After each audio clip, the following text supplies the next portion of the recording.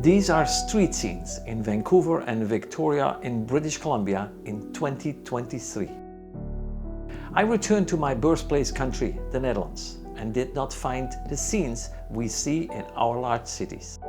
In our country, from the start, we have been focusing on drug use and drug addiction as a disease rather than a criminal offense. So right from the start, we set up treatment because people in some cases needed treatment. They don't need a jail, so they need treatment. So we believe that because we have this broad spectrum of treatment services, that people are prevented you prevent people to die at an early age because of drugs. So they grow older until they eventually die, but they can grow old because we have all these services available.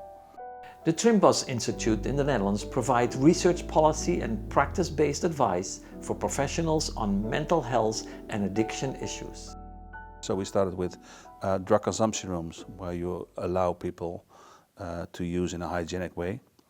We also started with heroin-assisted treatment. So for some people, medical heroin, so pharmaceutically clean and pure heroin is being provided to some people. And the third reason is that we started with giving people places to stay, to live, and including to use. So here's a number for you to think about. Since 2016, when we started with the fentanyl crisis, we've seen a 75% increase in these calls since 2016. Another good number to think about is 33,000 drug poisoning overdose calls in 1 year alone. These numbers are staggering. These numbers are telling us it's still out there.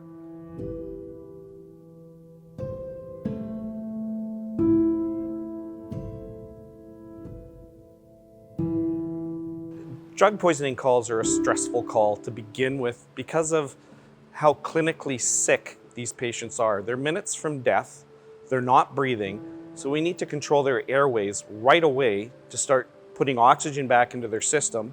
We have to assess them to make sure that, is this an overdose? Is there another reason why they're unconscious? And if we come to the conclusion that it is an overdose, then we have to give them the Narcan, and we have to continuously monitor this patient. So it's a high stress call to do because they're literally minutes from death. So that does take a toll both physically and mentally on paramedics as well. How did the Netherlands get drug users off the street? The local government started to experiment with houses bought by the addiction care services. They bought or rented a complete house with 2, 3, 4, 5 rooms.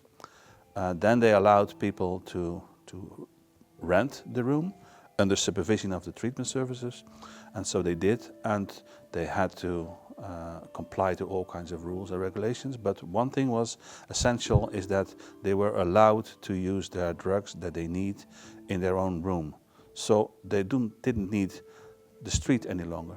They also didn't need drug consumption rooms any longer. Because you realize that you have people that depend on drugs the rest of their lives. The bottom line is actually that you provide the people who live in the streets and have nothing else to do but to use drugs, to provide them a space to live off the streets, and the choice whether they use drugs or not, it's a personal choice, we believe. So we look at it from a very pragmatic view, and basically everybody's happy. The users are happy because they can still use their drugs. They don't have to use it in a drug consumption room or the streets, being there stigmatized, or and for the ordinary citizens, it's also a good situation because they do not get bothered any longer by people who ask them for money and all that stuff. So it's it's basically a win-win situation. So the Netherlands recognized the expectance of people to use drugs for the rest of their lives. Next, harm reduction with drugs provided by the government and proper treatment with a better quality of life.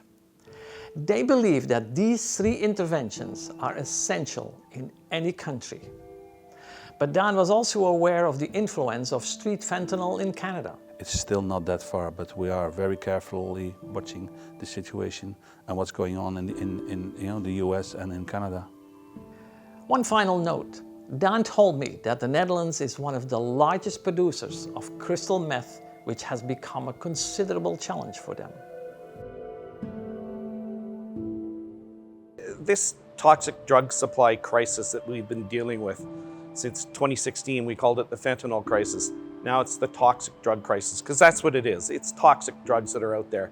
And people have this misconception that it's just on Pandora Street or it's in the downtown east side in Vancouver, but it's everywhere. The analogy I like to use is you think of a white picket fence and a house behind it anywhere in this province. It could be in Prince George, it could be in Smithers, it could be in the west side of Vancouver. Anywhere in this province, we're facing this problem.